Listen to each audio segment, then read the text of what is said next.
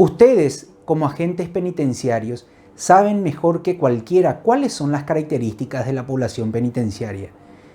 Ustedes día a día tratan con las personas privadas de libertad en todos los centros penitenciarios del país y tienen muy presente cuáles son los perfiles y características de esta población.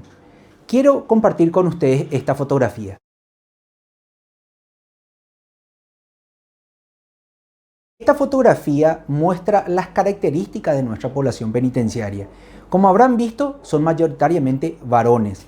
Si tenemos en cuenta el parte diario del pasado viernes 23 de octubre del 2020, vemos que la totalidad de la población penitenciaria de los 18 centros penitenciarios que tenemos actualmente dan un total de 13.477 personas, de las cuales 12.717 son varones. Esto equivale a un 94,36%. Es decir, del 100% de la población penitenciaria, un 94% son varones. La otra característica que se puede ver en esta fotografía es que son mayoritariamente jóvenes. Como ven, de la población penitenciaria, el promedio de edad actual es de 34,5 años de edad. Y si segmentamos la población penitenciaria en edades que van de 18 a 24 años de edad, de 25 a 34 años, etcétera, veremos esos porcentajes, como podrán observar en este cuadro.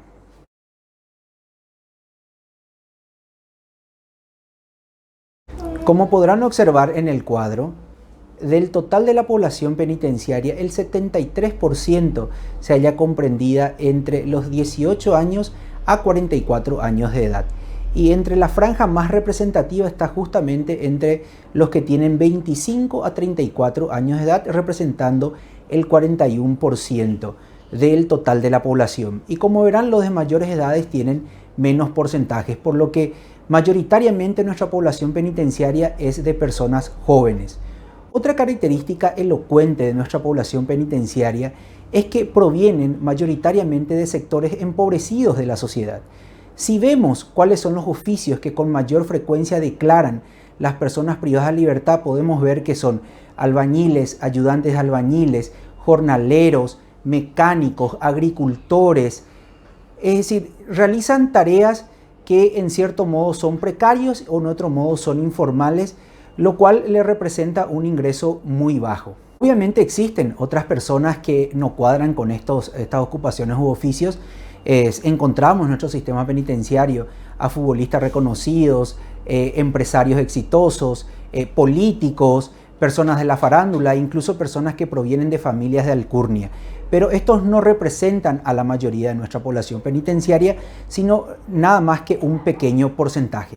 Una última característica que quiero mencionar acerca de la población penitenciaria del Paraguay es el hecho de que está representada mayoritariamente por personas prevenidas, es decir, procesados a la espera de la conclusión de sus causas. Estos representan el 71% de la población penitenciaria y nada más el 28% son personas condenadas. Lamentablemente, esta es una característica que no se logró disminuir a pesar de que nuestra Constitución del año 1992 en su artículo 19 dispuso que la aplicación de la prisión preventiva debe ser de carácter excepcional y solamente debe responder a fines procesales. Es decir, solamente se tendría que haber aplicado para prevenir la fuga o prevenir alguna obstrucción de un acto concreto de la investigación. Tampoco con la vigencia del Código Procesal Penal de 1998, que estableció limitaciones, prohibiciones e incluso medidas alternativas, se logró una reducción significativa del porcentaje de personas privadas de libertad en carácter de prevenido. Pero las características que señalamos de nuestra población penitenciaria no son exclusivas del Paraguay. Si vemos la región y en particular América Latina, vemos que con muchos países compartimos estas mismas características. Y solo a modo de ejemplo, quiero que vean estas fotografías que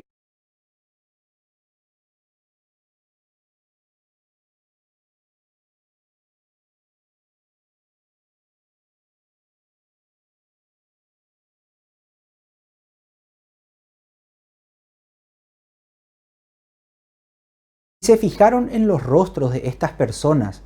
habrán advertido sin mucho esfuerzo que tienen muchas similitudes con nuestra población penitenciaria. Varones, jóvenes, empobrecidos y puestos en prisión preventiva. Como les dije al inicio, ustedes como agentes penitenciarios conocen muy bien estas características de la población penitenciaria de Paraguay. Ahora, ¿se preguntaron por qué se da estas características y no otras? ¿Se preguntaron por qué hay más presos de Chacarita y no de Carmelitas? ¿Se preguntaron por qué la mayoría de los presos tienen apenas concluida la educación primaria y muy pocos la universitaria? ¿Se preguntaron por qué la mayoría tienen trabajos precarios o informales? Quizás se hicieron estas preguntas y formularon ustedes algunas explicaciones, porque es importante saber lo que ocurre en nuestro entorno laboral, social, político y económico. Si no nos cuestionamos, seremos simples autómatas funcionales al sistema y nunca vamos a poder mejorar. Por eso considero necesario que ustedes, como agentes penitenciarios, puedan tener conocimiento básico de un saber denominado criminología, que tuvo varias definiciones, pero les propongo una por considerar más apropiada a nuestra realidad, y es una definición propuesta por un jurista chileno llamado Juan Bustos Ramírez, y dice lo siguiente: es el estudio de la criminalidad y el control considerados como un solo proceso social surgido dentro de los mecanismos de definición políticos y jurídicos de una organización social determinada. Esto, que puede parecer un tanto complejo, lo podemos resumir diciendo que la criminología estudia la criminalidad y los procesos de criminalización en una sociedad determinada. Deben saber que ninguna definición o teoría es inocente. No existe una sola definición, no existe una sola teoría sobre la criminalidad. Y por eso es importante que sepan cuáles son los postulados políticos, filosóficos y epistemológicos que están detrás de cada corriente criminológica, para que puedan entender cuáles son los alcances que pueda tener la posición asumida por una persona. Esto es muy importante porque las acciones que tomen las autoridades o órganos jurisdiccionales depende mucho de cuál es su posicionamiento acerca del saber criminológico, cuáles son sus posturas filosóficas y epistemológicas, y esto tiene consecuencia en la realidad. A modo de ejemplo, les voy a citar lo que dijo el ministro de Justicia belga en el año 1896 en Ginebra, cuando estaba en auge la criminología positivista, y dijo lo siguiente: el delincuente nato no es más que un enfermo, y un enfermo curable. Con eso él estaba dando una declaración acerca de cuál era su creencia. Él creía en la criminología positivista, que tiene un enfoque etiológico, es decir, una criminología que solamente toma al delincuente como objeto de estudio y considera que la delincuencia, tiene causas, y estas causas pueden ser explicadas a través de la ciencia. Y esta epistemología, este posicionamiento criminológico, considera al delincuente como un enfermo, como un anormal, pero él lo consideraba curable. Con eso daba pie al inicio de las ideologías del tratamiento penitenciario, que busca rehabilitar, readaptar, resocializar. Así que antes de proseguir, yo debo ser muy honesto con ustedes y voy a confesar cuáles son mis postulados políticos, filosóficos y epistemológicos acerca de la cuestión criminal y la cuestión penitenciaria. Yo creo en un Estado constitucional y democrático de derecho que respeta los derechos fundamentales de las personas privadas de libertad. Considero al delito como una construcción social, fruto de la cultura vigente en una sociedad determinada.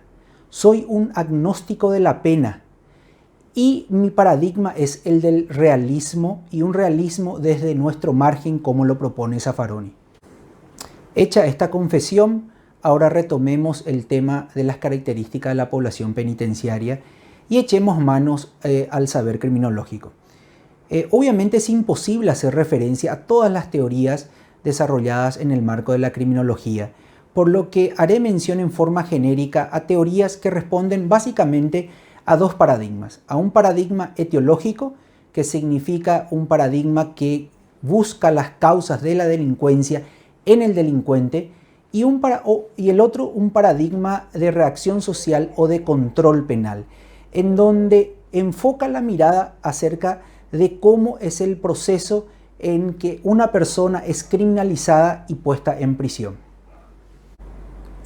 La teoría criminológica por excelencia que responde al paradigma etiológico es la criminología positivista, que se originó en el siglo XIX en Italia, por eso también es conocida como la escuela italiana, y sus representantes son estas personas.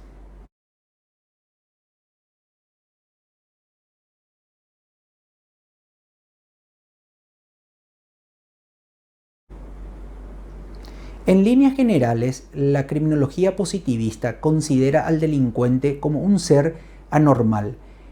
Para la criminología positivista, el delito es un ente natural. Decía Lombroso que el delito es un fenómeno necesario, como lo es el nacimiento, la muerte y la concepción. Por eso, el delincuente está determinado por causas biológicas que además son heredadas. De este modo, él se adscribía a un determinismo biológico. Esto significa que el delincuente está condicionado biológicamente a cometer delitos.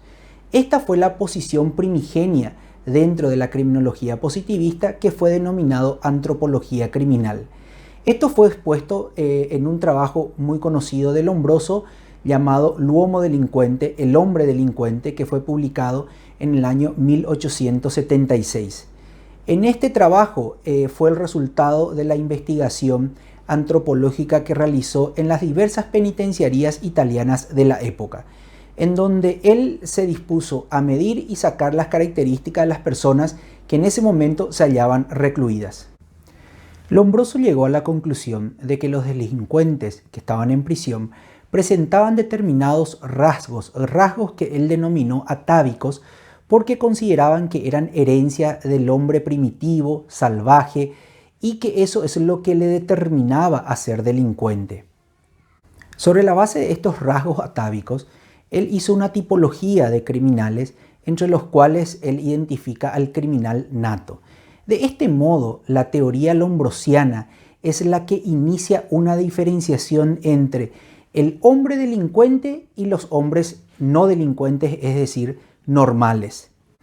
Las teorías lombrosianas que dieron origen a la criminología positivista siempre buscaron establecer relaciones, por ejemplo, entre aberraciones cromosómicas con la delincuencia, entre la morfología y tipos de delincuente, entre los defectos físicos o fisiológicos que se manifiestan en las facciones y en la morfología del hombre delincuente. Pero estas teorías, que datan del siglo XIX, siguen aún vigentes hasta hoy. Y de hecho, como lo dijo el comisario director de grado del Instituto Superior de Educación Policial, ISEPOL, en una entrevista dada en febrero del 2019 a ABC Cardinal, dijo que ellos estudian a Lombroso porque es quien le señala cuáles son las facciones del hombre criminal. A las facciones del hombre criminal a la que hacía alusión el director de ISEPOL se refería básicamente al rostro. Y quiero que vean cuál era el criminal o los tipos de criminales señalados por Lombroso en esta imagen.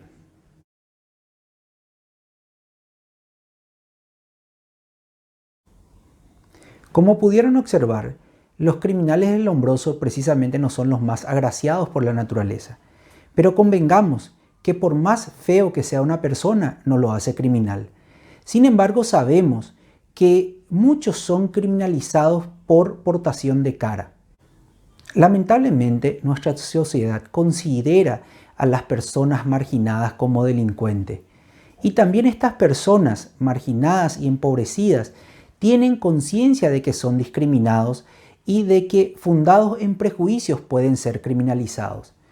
Y sobre esto le quiero contar una anécdota. En el año 2006, cuando se estaba refaccionando la casa donde funcionaría la sociedad conformada con unos colegas, el ayudante del albañil un día se me acercó y me entrega un celular diciendo que encontró en la calle y me pedía que contacte con el dueño.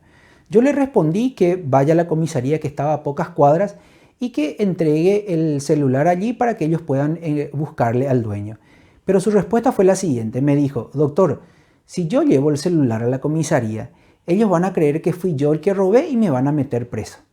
Su respuesta fue fantástica y reveladora.